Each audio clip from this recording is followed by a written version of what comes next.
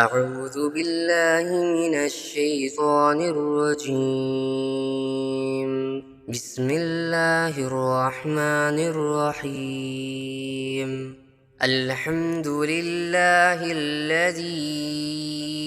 أنزل على عبده الكتاب ولم يجعل له عوجا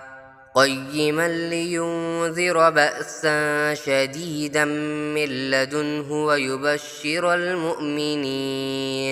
ويبشر المؤمنين الذين يعملون الصالحات أن لهم أجرا حسنا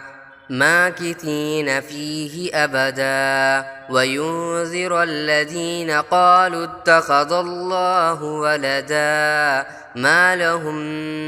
به من علم ولا لآبائهم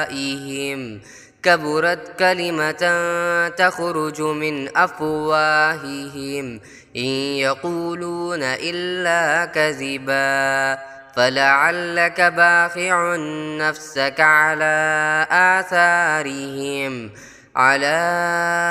آثارهم إن لم يؤمنوا بهذا الحديث أسفا إنا جعلنا ما على الأرض زينة لها لنبلوهم أيهم أحسن عملا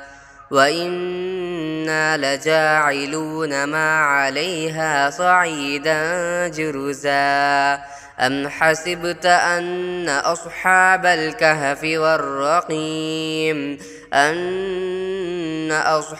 الكهف والرقيم كانوا من آياتنا عجبا إذ أوى الفتية إلى الكهف فقالوا ربنا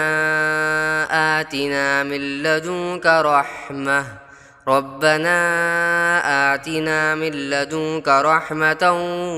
وهيئ لنا من أمرنا رشدا.